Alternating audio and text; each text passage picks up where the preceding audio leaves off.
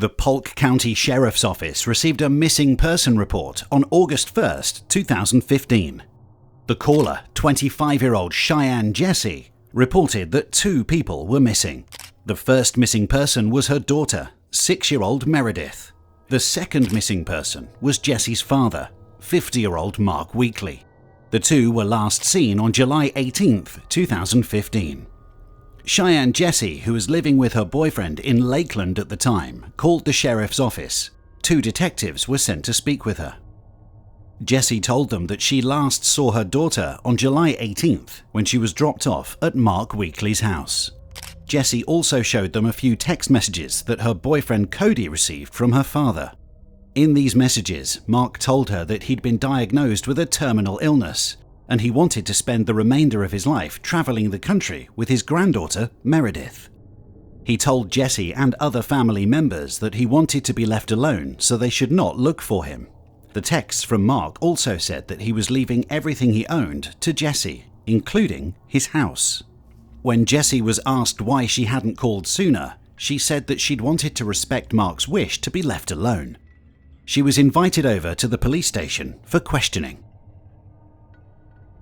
Finding Mark and Meredith and bringing them home safe is the priority in this case.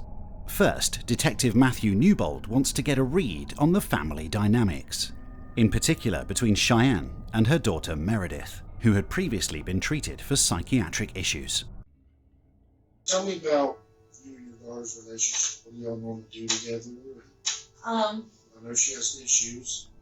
Well, every time I go to try to tickle her, like, moms do, and try to love on her and stuff, she turns to violent towards me. She's knocked my glasses off or they've broken up here. Several times she's choked me. She actually punched me in the stomach. I know that your daughter has issues. On a scale of 1 to 10, how would you classify you and your daughter's relationship, 10 being the best? I was trying to make it at least an 8, but she... But realistically, about speaking, 5. I think it's better for you and your relationship with Cody if she's with your dad. Well, we've actually been able to focus on our relationship instead of constantly looking over each other at what she's going to do next, what she's going to destroy. So it does make our relationship better. Yeah, we're not under a lot of Does it make stress. you feel better if she's with your dad because she's better off, I guess? Yeah, I can actually sleep at night. But lately I haven't been able to sleep because I've been worried sick because I ain't been able to hear from him. Okay. On Wednesday, you work Wednesday? Yeah. And that's when you got home and your boyfriend, Cody, said something, I'm sorry, or something? Yeah, and I'm like, what? He goes, go over there, sit down, and he let me read the text message about Dad having cancer. And then I seen down on the phone where it was 20th he texted it going to Georgia, and I was like, okay. And he goes, I don't know what to say about this. I said, I don't know either. This is weird. He texted him on the 20th Yeah. and said he's going to Georgia? Yeah. He didn't tell you that? Sometimes when we go to work, Mm-hmm. he's normally like sleeping in the car on the way to work. What about when you pick him up? When I pick him up, we normally don't really talk that much. We just... As the interview progresses, the detectives are confused by Cheyanne's random and often inconsistent statements. Out of the blue, she makes a bizarre claim about her father's girlfriend and her possible connection to the disappearances. What do you think happened to your dad? I don't know. What's your gut feeling? What do you think? I'm afraid that, maybe he didn't leave Florida and he went over to his house and she did something. That's what I'm feeling. She did. I don't know, because she's, I don't know, I feel weird when I'm around her. Okay, what do you think she did?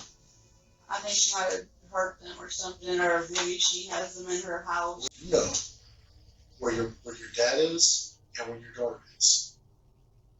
Okay? And if you love your daughter and your dad, I would think that you'd be honest about it. I am honest, I don't know where they are at all. I'm going to tell you that when we find your dad and your daughter, okay, I can assure you that we're going to know what happened to them. We're going to know how they got there. Is there going to be any evidence whatsoever to suggest that you had anything to do with their disappearance? Nothing? Nothing. What happened? I left my daughter with my dad. What happened? I know you left her with your dad. What happened? I don't know.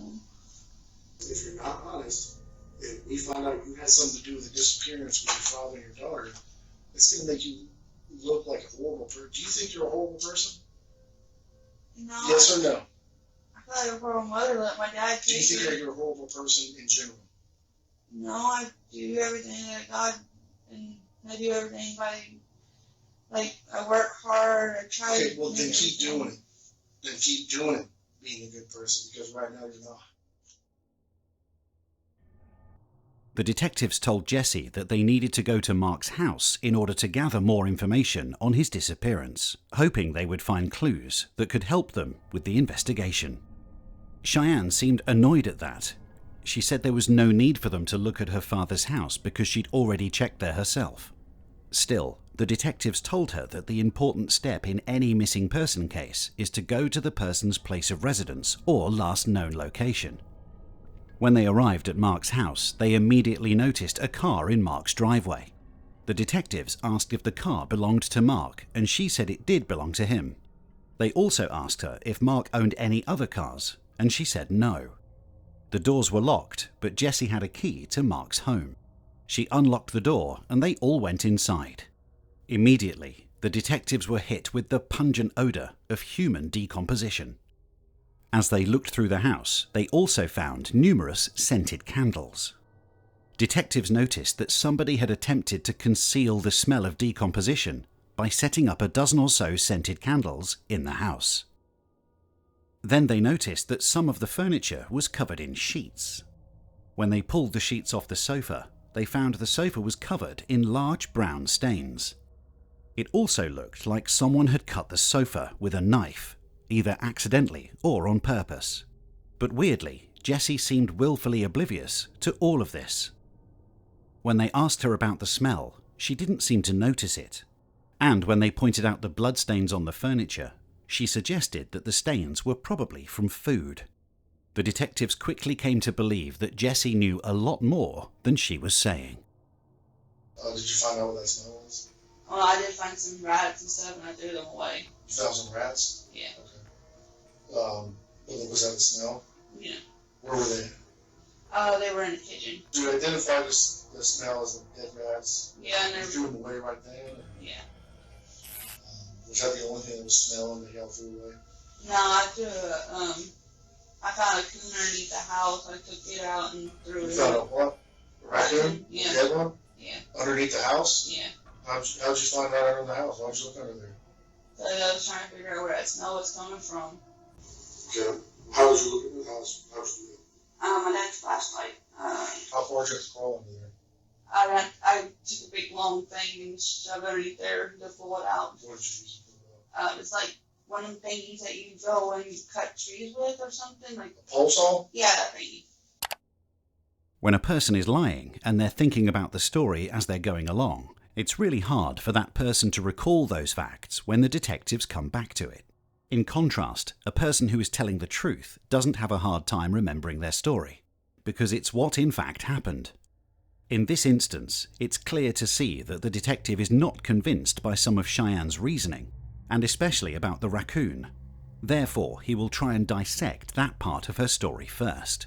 Like pots and pan in the sink. That were dirty? Yeah. Why didn't you wash those? I just touch it. But Because you'll, those nasty water, I don't. but you'll touch a dead raccoon? I had like tongs I used. What tongs? There was some tongs that my daddy keeps in his drawer. Where's the tongs at now? Threw them away Where? in the trash can. Alright, let's take this slow. I want you to sit up and look at it. By moving in closer, the detective is aiming to increase the pressure and put her under more stress. The intense nature of the interrogation could cause her to crumble and reveal more information than she would like. But it could also backfire, causing her to shut down completely and ask for a lawyer. Did you pull out a raccoon from under the house? Yes, sir. And why did you do that? By the stomach. Okay, and where did you throw I just threw it. it? You threw it where? Like it sounded like it hit the woods. But do you remember telling me that you used tongs to take the raccoon because you said you weren't going to touch it? Do you remember saying that? Well, why did you say that? Because it's not true, right? Cheyanne? It's not true. See what I'm saying?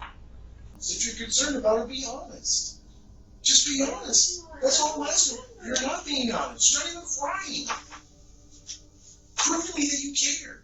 Maybe you're dehydrated. Maybe you're drinking water. I don't understand. So prove to me that you're halfway decent mother and tell me the truth. Because this is not going away. Okay? This is not going away. You and I both know that you're lying. No, you're not. And I want you to sit up and look at me, please. Because that's not working, all right? This little show is not working. You're not crying. There's not one tear. Your daughter's missing. I tell you, there's blood now, and not one tear is falling from your face. Let's go again. Let's call the water.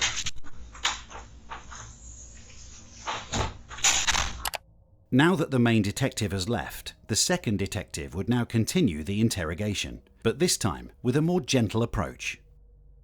This strategy, which is commonly known as the good cop, bad cop approach, is an effective method which sees one cop behaving in a very threatening and menacing way towards the suspect, while the other appears sympathetic, helpful, and protective. There's parts of your story, there's parts of this whole thing that's not adding up. Detective Newbold's right. You're not being truthful. You know it, and we know. No, but you're not telling the truth. Listen, you know it, and we know. I think it's easier for you to lie to us than tell us the truth. Because I think it's difficult for you to say. Just tell us the truth. I know it's hard. I know it's going to be real tough to tell the truth. I know you want to. I don't think you're a bad person. I always had to defend myself from my daddy. What's that? I always had to defend myself from my daddy. What does that mean? Like he hit me so hard I couldn't hear in my ear when he kicked down the door when I was little. Did it happen yourself? My Were dad. you defending yourself? Yell at you? You drop Meredith on? Yeah. So you have to defend yourself every time he yells at you because he's been abusive. Is that what you said? Yeah. So was he abusive when you dropped Meredith off? Or just verbal? Yeah, just verbally, and then he punches me those things. And he says that you're a horrible mom for just dropping your kid off and leaving. And a lot of things I just kind of blocked out of my head because my daddy is yelling at me again. Cheyanne has just opened up about her father's abusive behaviour towards her. The detectives will now use this information to extract the truth from her story. Cheyanne, that's your question. Why did you ask Cody at Walmart how long it would take for maggots to eat a body? I don't remember asking that. Did Cody give you an ultimatum? Do you know what that means? Do you know what an ultimatum means? Yeah. What does it mean? Like, yeah, the choose this or this. Did he give you that about your daughter? Did he tell you that? Yes. Okay. You love Cody so much, right? You want to marry him, right? Is he the love of your life? I hope so. Marry him. Okay? This man you do not want to lose, right? You even said your dad said you finally got a good man, right? So you're proud of that. You don't want to lose him, right? But he threatened you that you're going to lose him if you don't do something about your daughter. He said, you better take care of this situation. You couldn't control it. You couldn't control it. You couldn't. The detectives have just figured out a possible motive for the murder. It seems like Cheyanne was given a choice between her boyfriend and her own daughter, and looking at how things turned out, her decision seems pretty clear. So Cheyanne, look. So what happened to your dad when you were young? I just remember yelling at him and he came at me, and that's all I remember. At his house? Yeah, I remember hearing like a boom. Then what happened? I don't remember. I was yelling as I was walking out the door. That's all I remember. You know what happened? I know it's tough. I can't remember. After hours of interrogation, the detectives now feel like they are close to a confession. They would now push one last time in the hopes of finally cracking this case. Where are they? You do know. I don't remember. Okay, but what happened when you got there? Did your dad get mad at you and come at you? Yes. Okay, so what did you do in return? You said you have to defend yourself. What did you do?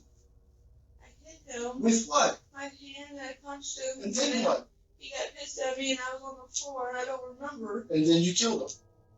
In self-defense. Did you kill him in self-defense or did you do it because you're angry? I don't remember. That's Yes, you do. Where did you take your dad? Is he under the house? Is he in the woods? Where's your daughter at? What did you do with her? Did you hide her? I remember my dad pushed my daughter really hard away from me. She was going to break him up. What happened? What happened when he pushed your daughter? Where'd she fly into?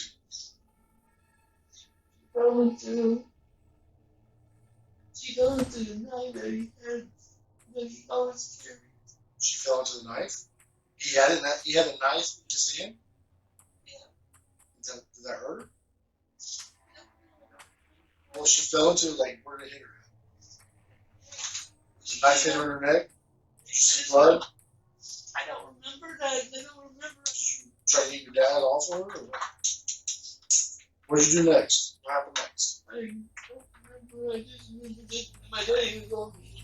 If you're saying that this is a self-defense issue, okay, but just tell me the whole story so I can understand it. Did he come at you with a knife? Yeah. And then what did you do? I kicked him in his balls and then he got pissed off even more. He came at me like this. With a knife? And like, and I pushed it away. Like, he got his arm pushed it this way and then my daughter was sitting this way and that's all I remember is me pushing her away. Like he had a knife in his hand? Yeah. Okay. If you're saying he's attacking you, you could do whatever you need to do to save your life. That's okay. I need to know that because I don't believe you blacked out. All I remember is that he had blood on me. You got blood on you? Yeah. Is your daughter, is she fine now? Yeah. Because did she get stabbed? I don't know. Did you stab your daughter? No. Who stabbed your daughter? My daddy did. Who stabbed your dad? I don't think the doctor. Where did you stab him in the neck? No, I never felt hard. After nearly 3 hours of interrogation, Cheyanne has finally admitted that she did indeed kill her father Mark in self-defense. She also claims that it was her father that in the struggle stabbed and killed her 6-year-old daughter Meredith. The detectives are now focused on finding and recovering the 2 dead bodies. You're saying self-defense, so I need to know where you put them. Are they under the house? No, they're completely because I didn't know what to do. You're in the shed of the landlady's house? Although the detectives believed that she was mainly telling the truth, they were still not convinced by her self-defense argument. So I'm going to pretend I'm you. You don't have to really push me on the ground. But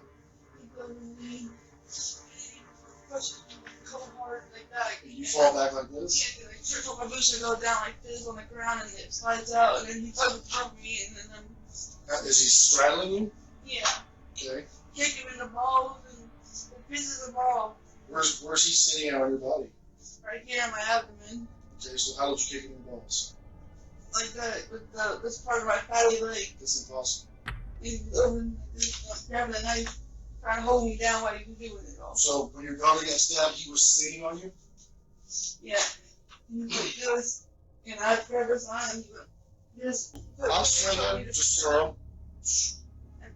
And then... Because he went like this, I went like that, and then I went like this. Okay, so you pushed out of the way. And then, how'd you get the knife? The knife's still here. Yeah, and then I caught like that. That kind of hurt. And like that, and then I learned how he opened them. Did you take karate? Like, where'd you learn this from? He taught me self-defense to protect myself, Okay. and I went to So AA you class. karate chaplain? Yeah. Show me again. Don't really do it. Yeah. I went like that really hard, And then, and his wrists are sensitive, and then I grabbed the knife out of his hand. but he's still straddling you. Yeah, and then he comes at me again, and I How turn does like this. Tell me what I need to do. Like, he comes at you like Yeah, this. yeah, and then I go like this, and You move I on. took a punch in the face. Okay. Your dad's tough guy, right? Yeah. Where did he hit you up? Hit me right here. You murdered your daughter. No, I didn't. He was Yes, on you top did. of me, and I stabbed her because I was trying to get away from him. That story doesn't even make any sense. He came And at the way me. you made it sound, Cheyanne, to be honest with you, like you're like a karate master. It's clear that Cheyanne has not acted in self-defense. It was a cold-blooded murder. More shockingly still, it was now obvious that she also stabbed and killed her own 6-year-old daughter. Meanwhile, a tragic and shocking end to a missing persons case in Polk County. A mother is suspected of killing her father and 6-year-old daughter. As Jake Peterson reports, the investigation started when she filled out a missing persons report. The mother, Cheyanne Jessie, reported the two missing to deputies yesterday morning. She said maybe they were in Georgia. Turns out they weren't in Georgia. They were just about a half-mile down the road at the landlord's house. In this storage shed is where deputies found the bodies of Mark Weekly and his granddaughter Meredith Jessie. Investigators say Cheyanne Jessie killed the two in her father's home around July 18th. A gun and a knife were used. Deputies say she hid the bodies inside the home for a few days, then put the bodies in totes. Eventually, she put the totes in this storage shed. Investigators say A jury deliberated for just 85 minutes before finding Jessie guilty on 2 counts of first-degree murder in Polk County Court.